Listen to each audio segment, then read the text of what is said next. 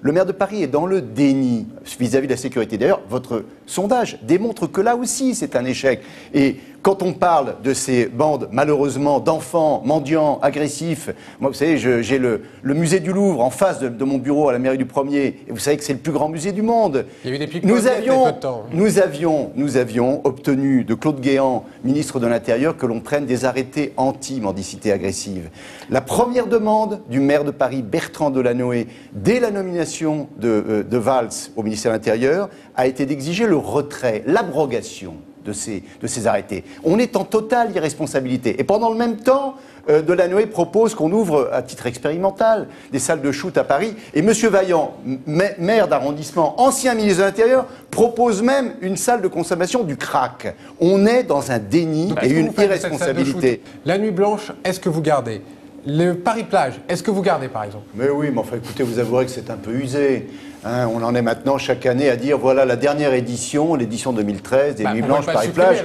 C'est usé jusqu'à la corde. C'est pas usé, ça a été créé en 2001, donc ça a 10 ans d'existence. Oui, écoutez, il faut se renouveler, il faut avoir d'autres idées. Je ne dis pas que ces idées-là sont mauvaises, mais faire la fête, c'est très bien. Moi, je suis plutôt pour.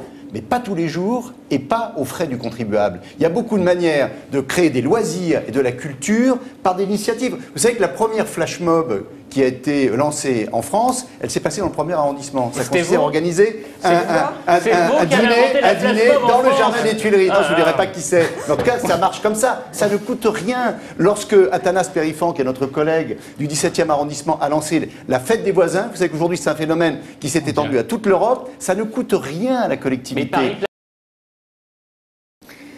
Paris doit changer. Parce que le bilan de Delanoë, comme tous les Parisiens, je le vis tous les jours. Et Paris peut changer.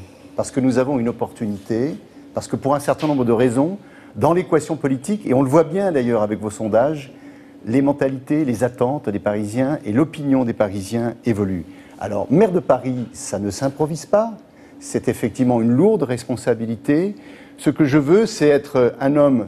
J'ai été un homme d'opposition, je l'assume. Je serai un homme de proposition. Et pour moi, la proposition, ce n'est pas seulement un programme que l'on concocte dans le silence de son bureau. C'est effectivement un programme que l'on conçoit à l'écoute, dans la concertation avec les Parisiens. Je serai le maire de la parole donnée. La parole donnée, c'est celle que l'on respecte vis-à-vis des Parisiens. Et la parole donnée, c'est la parole que l'on donne aux Parisiens pour qu'ils décident, pour qu'ils s'emparent d'un certain nombre d'arbitrages par le référendum local. Je serai le maire de la parole donnée à Paris.